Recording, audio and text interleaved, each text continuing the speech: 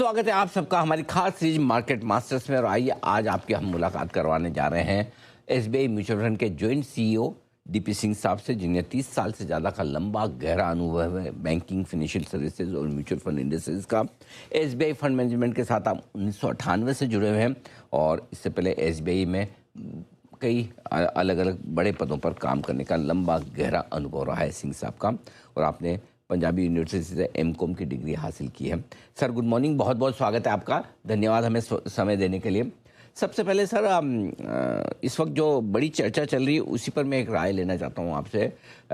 जिस तरह से एफआईज बेच रहे हैं, भारत के निवेशक पैसा लगा रहे हैं, एसआईपी कंटिन्यूस बढ़ रही है, एक बड़ा टॉक ऑफ द टाउन आजकल चल रहा है कि ऐसा तो नहीं कि हमारे निवेशक, रिटेल इन्वेस्टर जो एसआईपी कर करके जो पैसा लगा रहे हैं वो कई एफआईज को एग्जिट तो नहीं दे रहे हैं। ये सवाल बड़ी आजकल चर्चा का विषय बना है। आप क्या सोचते हैं सर इस पर? नहीं नहीं सबसे पहले तो बहुत बहुत धन्यवाद आपका थैंक यू मेरे सर। से बात करने के लिए और मेरे को लेने के लिए। बहुत खुशी है आपसे बात करके। अ, यहाँ तक एसएपी का सवाल है, देखिए आज तक पिछले कई सालों से हर महीने नेट नंबर पॉजिटिव ही है।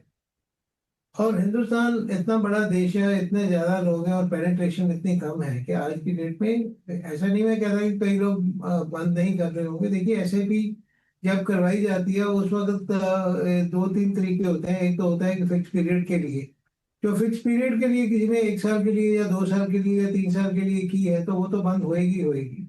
परंतु आज की डेट में जो सबसे बड़ा एक चलन है वो यही है कि प्रीपेचुअल कर दी जाए, बंद तो कभी भी की जा सकती है।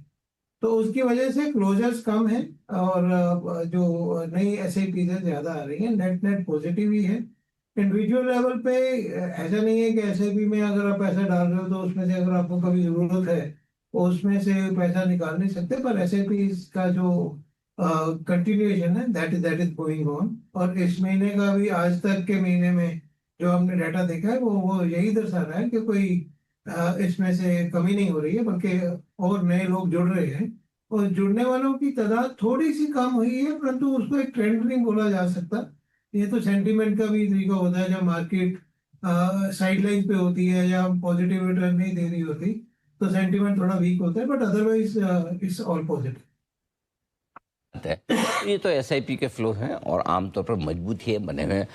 क्या कहेंगे इस उतार चढ़ाव के बीच में लोगों को साल डेढ़ साल में पैसा बनाने में मुश्किल हुई है, क्या अब सही समय आ रहा है और पैसा बनेगा? जो म्यूचुअल फंड के इन्वेस्टमेंट्स हैं उसे बनाए रखें, टॉपअप करने का वक्त है।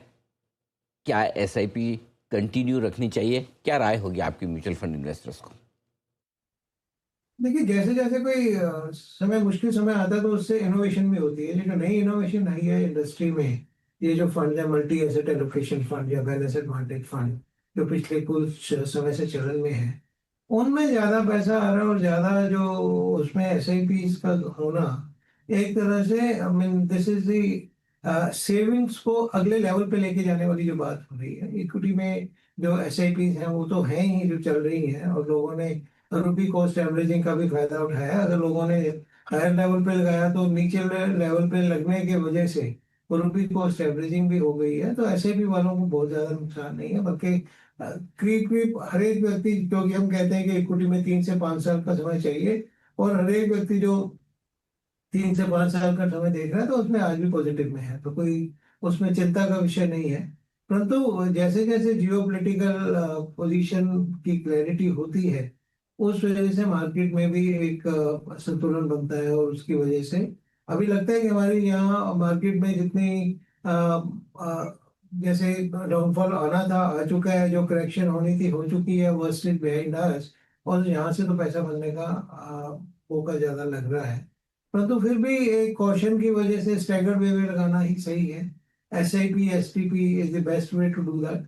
और वो चल ही रहा है, चलन भी बना हुआ है, और लोग उसी तरह से बिहेव भी कर रहे हैं।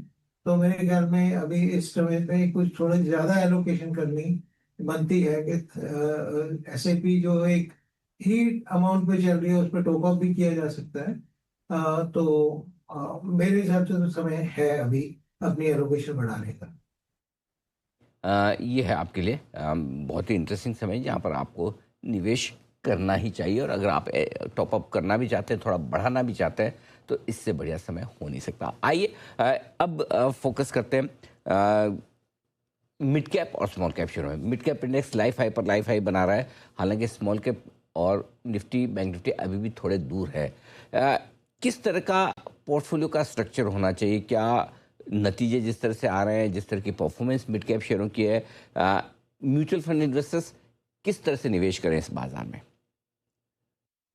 देखिए, मिड कैप स्मॉल कैप में सीधा इन्वेस्ट करना थोड़ा सा रिस्की रहेगा, परंतु ये जो हमारे मल्टी एसेट एलोकेशन फंड है या मल्टी कैप फंड है, ये इनके थ्रू मिड कैप में एक एलोकेशन लेना एक ज्यादा जिसको कहते हैं सैनिटी वाला चीज रहेगा। परंतु बहुत से व्यक्ति ऐसे हैं जो हाई रिस्क लेना चाहते हैं। तो स्मॉल कैप में जो आज की डेट में पैसा आ रहा है, वो जो दिखता है कि पैसा बहुत आ रहा है स्मॉल कैप में, that is for two reason. एक तो स्मॉल कैप फंड्स का साइज बड़ा है और उसमें एसआईपी बुक बहुत बड़ी है, और उसकी वजह से करीब करीब स्मॉल कैप फंड में ही 2,500 से 3,000 करोड़ की एसआईपी जो पैसा आ जाता है। दूसरा, हर एक फंड में जो भी एक बड़ा फंड है उसमें स्मॉल कैप का एक जो एलोकेशन बना रहता है। अगर उनमें से कुछ रिडेम्पशन भी होता है तो रिडेम्पशन में कोई भी फंड मैनेजर सबसे पहले जो सबसे लिक्विड स्टॉक है वही बेचता है, और वो जरूरी लार्ज कैप या लार्जर मिड कैप में से चला जाता है। तो उसकी वजह से ये जो मिड कैप और स्मॉल कैप का पूरा स्टॉक है वो बढ़ता हुआ दिख रहा है। वो मेरे हिसाब से उसमें एक क्वेश्चनरी वे में पैसा लगता रहना चाहिए। Larger mid caps are doing much better.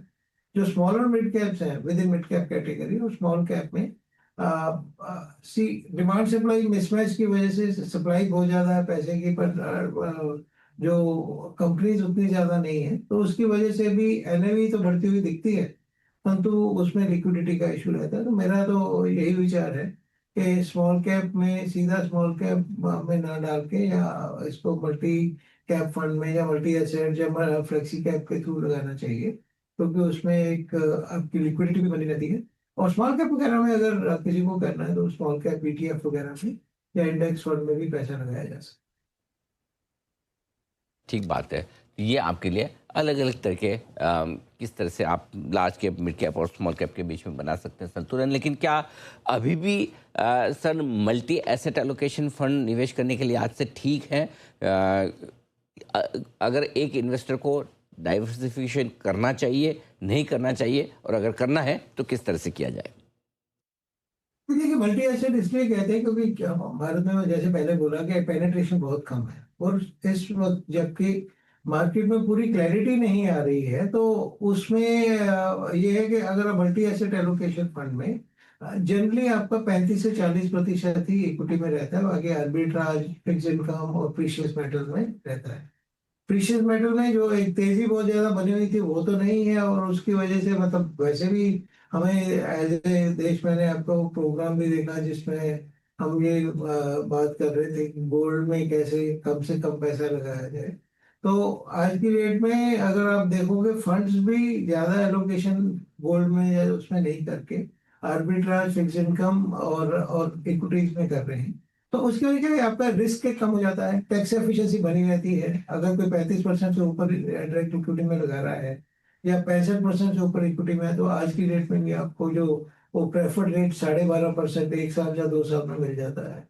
तो tax efficiency, liquidity and being a cautious approach मेरे हिसाब से किसी भी व्यक्ति के लिए जिसका अभी इतना ज्यादा एकदम लमसम पैसा डालने की हिम्मत नहीं होती इक्विटी फंड में, तो मल्टी एसेट एक बहुत बढ़िया जो एक ऑप्शन अवेलेबल है अपने पास, और उसमें पैसा आ भी रहा है मेरे हिसाब से। और पैसा भी इसमें कोई भी व्यक्ति जो पहली बार पैसा लगा रहा है म्यूचुअल फंड में, उसकी यात्रा अगर मल्टी एसेट एलोकेशन फंड से शुरू हो तो बहुत ही अच्छा रहे। बहुत ही बढ़िया आपने ये राय भी दी कि अगर आप फर्स्ट टाइम इन्वेस्टर है तो आपके पास थोड़ी थोड़ी एक्सपोजर हर एसेट क्लास में होनी चाहिए, और उसके लिए बेस्ट है मल्टी एसेट एलोकेशन फंड के साथ आप करें शुरुआत। सिंह साहब, बहुत बहुत धन्यवाद आपका, आपने समय दिया और निवेश के तौर तरीकों पर और इन्वेस्टर्स के लिए आपने जो गाइडेंस दिया, हम आभारी हैं। Thank you so much sir, बहुत बहुत शुक्रिया।